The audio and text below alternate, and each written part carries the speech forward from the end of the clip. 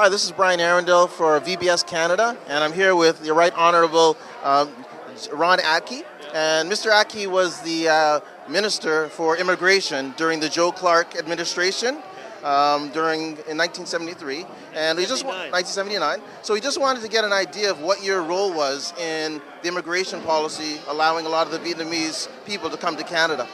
We were looking for ways to bring more Vietnamese in quickly because people were dying on the boats. They were drowning. And we developed a settlement program whereby private sponsorships would allow individual Canadian groups or churches to sponsor refugees and to match government refugees. So we moved the number in 1979 from 5,000 to 50,000. And we eventually brought in 60,000, and we were pushing the Americans to increase their number and the Australians to increase their number. So we were the world leaders. Wow, that's amazing. You must feel a lot of appreciation and great feelings for being able to do that. It was very, very difficult at the time because we had immigrants coming from other parts of the world, but this was a special case. And there was a United Nations conference in Geneva, and Canada took a leadership role through Flora MacDonald, and we made a major commitment, and we're very proud, and we've benefited as a result of that. Well, I know a lot of Vietnamese are very thankful for your work in doing that because it's actually started their new life here in Canada, and we'd like to thank you for that. Well, that's my great pleasure, and we're the beneficiary because we have some wonderfully trained and successful people in our midst now. Thank you. Thank you so much, sir. Ladies and gentlemen, it's my great pleasure to join you tonight and to say thank you for coming here and for achieving everything you have achieved and being part of a great Canadian time in our history. I did accept this invitation from Senator No, who, as you know, is a person of Vietnamese origin, to sit in the Senate of Canada. He came to Canada, I believe, in 1975, just about the time of the fall of Vietnam, or Saigon, and the rise of the Vietnamese communist government. Sir, you have since then been a true advocate for freedom, democracy, human rights, and the rule of law. And I'm honored by your invitation. Thank you so much. Second, I'm honored to be in the presence of two important ministers of the current government of Canada. First is Jason Kennedy, the Minister for National Defence and Minister for Multiculturalism. I think I see him on his way.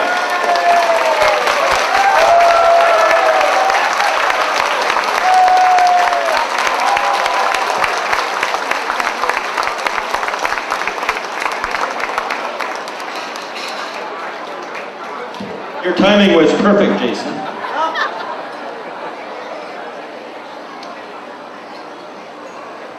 I know we're going to hear from Jason, but I do want to say a word or two about his many achievements, and I'm only going to mention three tonight. One I've always mentioned: you cleaned up the refugee determination process like no other minister had been able to do before. Second, you've been Minister of Multiculturalism, and you've opened up the country to the people, not just the party, but the country to people. And we appreciate that. And third, I think it's important we note tonight, he's been given responsibilities as our Minister of National Defense to politically manage difficult and delicate military operations in Iraq, Syria, the Ukraine, where there are unique challenges to Canadian and allied interests. And we thank you for that, Jason.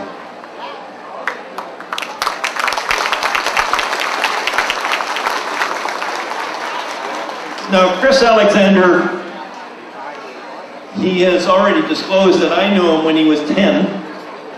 He wasn't a voter, but he was a great campaign worker, particularly on the sign crew in St. Paul's. And he has been quietly managing what may be the most difficult refugee movement in world history, certainly this century, and that is the movement of Syrian refugees. And I know he's acutely aware of the tradition and the legacy of Canada's position in respecting refugees in distress, and that he will be mindful of this tradition as he moves forward with the Government of Canada in this most difficult time. Also, I've got to mention his fast entry, or his express entry program, which is a recognized skilled economic immigrants, and it's going to bring them to the front of the line so that they can come in and contribute to our economy and development in a way that hasn't been possible always in the past because of passage of time. And as a man who is a former ambassador to Afghanistan for Canada and an official of the United Nations, we have great hope, Chris, that you will guide Canada in the future to doing the sorts of things that Canada does.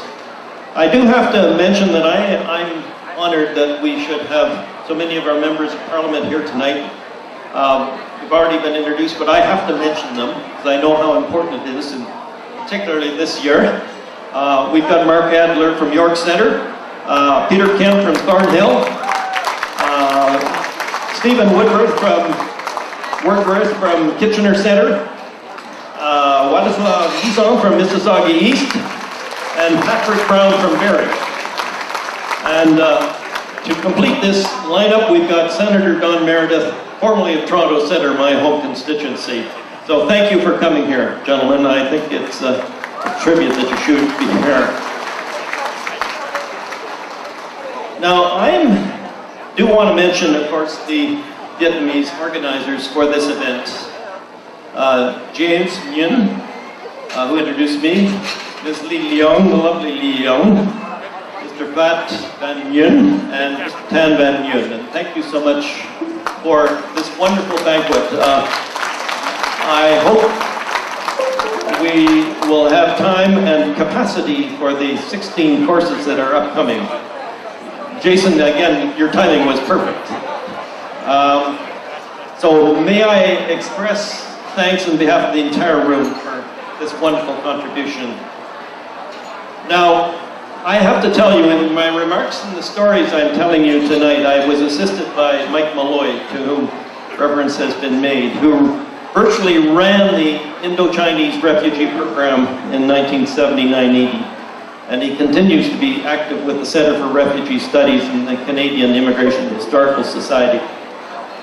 I want you to cast your mind back, for those of you who were alive, to the 30th of April, 1975. Next 2 weeks, that's going to be 40 years, the fall of Saigon.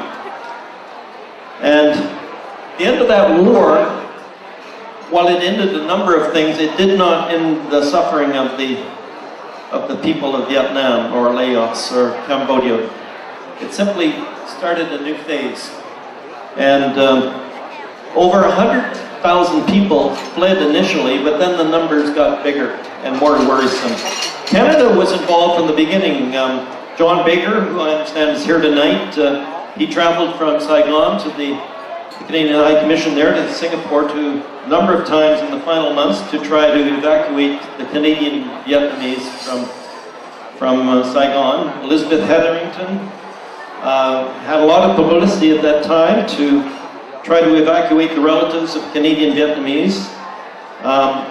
And she escorted 65 Vietnamese and Cambodian orphans to Canada in April '75, while her husband Scott was part of the Canadian team that went to Guam in May of 1975, where they organized charter flights that brought 1,400 Vietnamese refugees to Canada.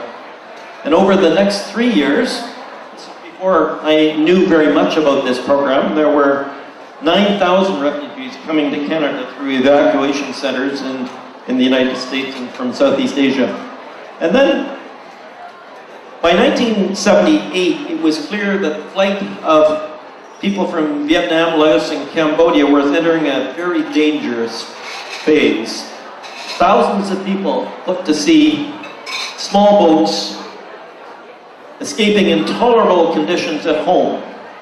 And we will never know how many thousands of people perished as the boats sank, or ran out of food or water, or were they pushed back to sea, or attacked by pirates.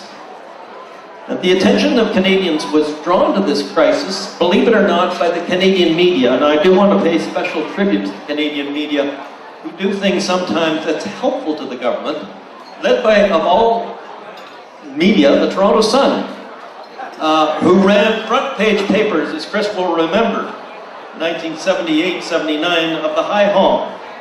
And it was those newspaper photographs that engaged the Canadian public in what became a national mission.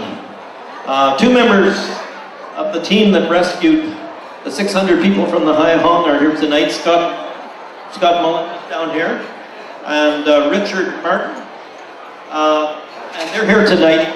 And the publicity from that rescue just mobilized the nation like I had never seen before. We opened refugee processing centers in Thailand. We launched an innovative program that would allow ordinary Canadians to sponsor refugees. We passed some special rules to speed up that acceptance, and we agreed at that time to admit 5,000 Indo-Chinese refugees in 1979. Linda Butler, who's here tonight, was involved in working out some of the principles for the Refugee Sponsor Program, and I'm grateful for that. Now, as Chris has already mentioned, May 22nd, 1979 was a pivotal date because the new Progressive Conservative government of Joe Clark was elected, came to power, and they assembled a new team, and I was fortunate to be part of that new team on June 4th, 1979. I was 37 years old at the time, and I didn't know the strength of Canada. The involvement of so many people, Canadians from so many communities, made it possible in the end to absorb 60,049 refugees. And that is a significant achievement, ladies and gentlemen. And we have never before had a more humane and efficient manner of sharing the task broadly among Canadians. And it was truly a national undertaking. And this took a lot of courage from within local communities. It took a lot of courage of the politicians elected at the time, politicians from all parties, and a number of the people who participated in that were here tonight. I do want to acknowledge them: Jim Passman, Tom Steele from Vancouver, Nancy Nichols from Edmonton, Naomi Albumin and Rosanna Scotty from Ontario, and Albert Lee from Toronto, and Doug Dunnington from Kitchener. Gives you the nature of the breath.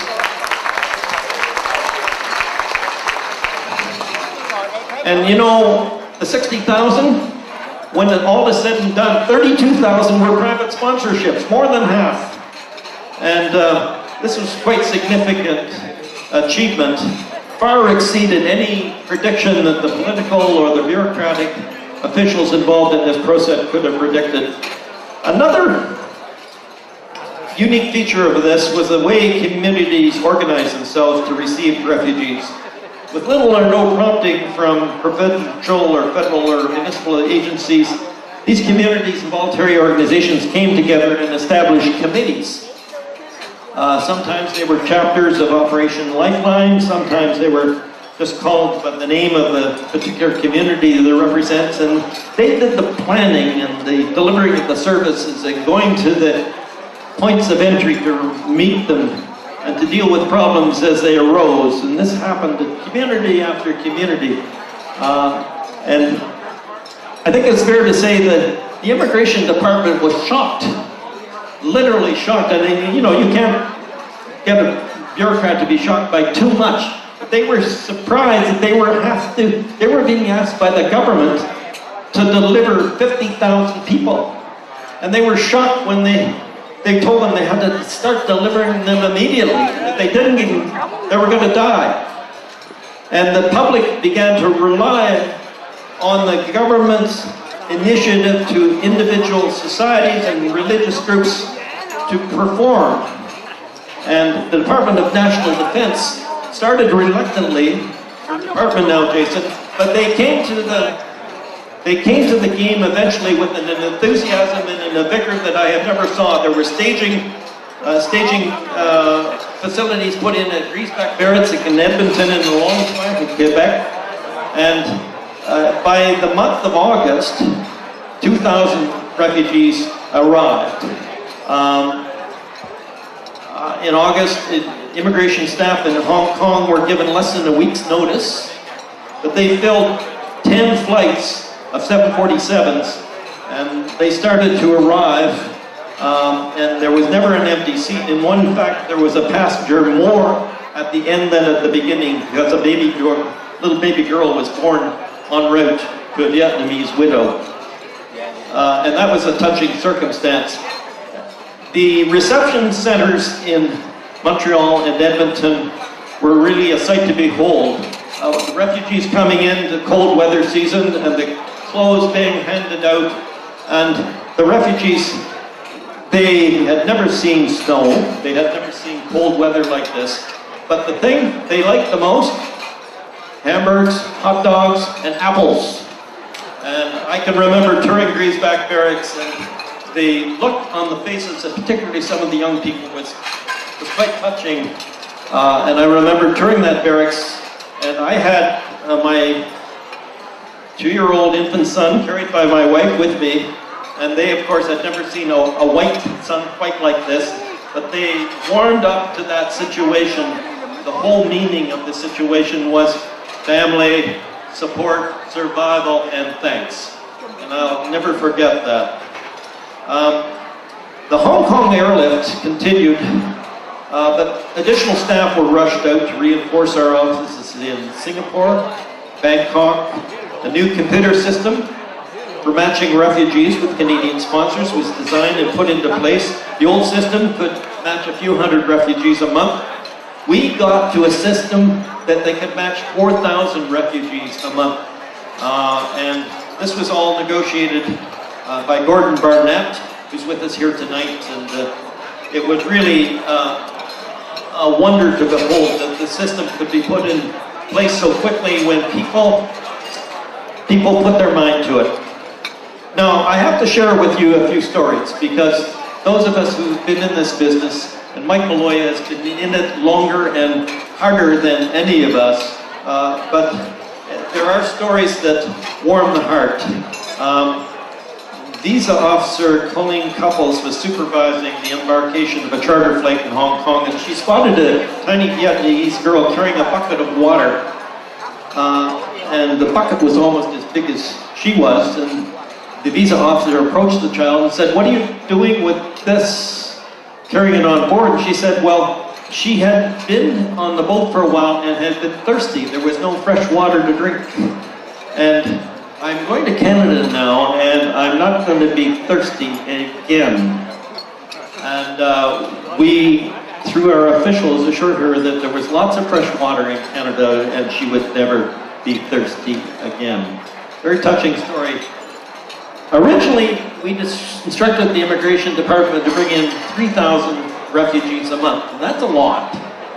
But we quickly realized this was not be enough, and we told them to increase the pace.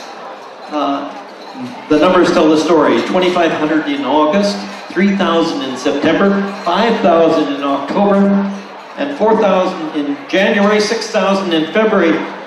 At most, we had 25 offers in Southeast Asia during that time, and they said 181 charter flights, many of them Boeing 747s, and it was a matter of honor that there should never be an empty seat. The other matter of honor was one that the immigration officers here tonight will understand, that we did our most to ensure that families were kept together. And our programs were different than those in the United States, in Australia, where stricter Western notions of family unity and family description were enforced. So there's a great credit to the flexibility that was exercised by our immigration officers in the humanitarian context. For the visa officers assigned to the Indonesian operation, it was tough duty. In places like the refugee camp in Pulau Bidong, the officers slept on their interview tables after a long day of interviewing rather than risk the rough seas of going back to the mainland each night, and to ensure that they would have to endure the nighttime traffic of rats, like everyone else in the camp. And the hardship was shared by RCMP officers, immigration doctors, and Quebec colleagues. Lucille Horner couldn't be here tonight. She regrets not being here tonight. But this was a call above and beyond the duty of Canadians working on the front lines on behalf of the people of Canada. Mike Malloy, who's been referred to already many times tonight, who will again later this evening, he essentially ran the program with his very able executive assistant, Martha Nixon. He reported to the deputy minister and eventually, I guess, to me, but it was Mike that was making it happen. And I want to give you an excerpt from the book that Mike is writing, and it's called Running on Empty. And when this book comes out, I want you all to buy it, and you'll all be invited to the launch. But it provides a glimpse of the unusual working conditions that were encountered by the staff at the time. And I quote, and this is, I think, from a visa officer: "The primitive infrastructure of a camp in North Thailand meant that no office, restaurant, or even a shed was available in which to conduct interviews. There were so few interviews involved, I selected a handy log, because that was the best thing I have, and which is also a bench and in the shade, and that was my office. While conducting an interview, there was a sudden commotion about 5 meters away, and then a young man beat the ground furiously. Not knowing what happened, I stopped to interview to look, and suddenly a cheer erupted. One of the young men lifted up a large dead snake, and the snake had also been escaping the heat, avoiding camp residents by sleeping beneath a log which was by the local United Church." That's my first one. That's the contribution I know you make. Then I looked around, and you know, I do a bit of reading in my retirement, but I do see, I've got my favorite authors. One author is a medical doctor who comes from London, Ontario, by the name of Vincent Lamb. And Vincent Lamb has been a Giller Prize winner, Governor General's nominee, and he's a medical doctor and does exciting things but writes books, and his most recent one is the Headmaster's Wager. Vincent was born in London, but his parents came from the Chinese expatriate community in Vietnam. And the third, just this year, the other favorite Canadian novelist, Kim Thuy, who landed in Granby, Quebec, speaks and writes wonderful French. She wrote a book called Hugh, and that won a Governor General's Award in 2010. And this year, the CBC had their Canada Reads program and some very heavy-duty books. And guess who won? Kim Thuy and her book Hugh, translated into English. And ladies and gentlemen, this is when you know, it sort of brings it home to you. Was it worth it all? That we are growing a country, we are seeing a people, you know, I saw your community has 2 broadcasting networks that are here represented tonight. I was astounded, having interviews, microphones shoved in your face. I had to say, I don't speak Vietnamese. It doesn't matter. This is for the Vietnamese people in English. But it is a sign of a mature, growing, thoughtful, helpful, constructive community. And for that, can I say thank you.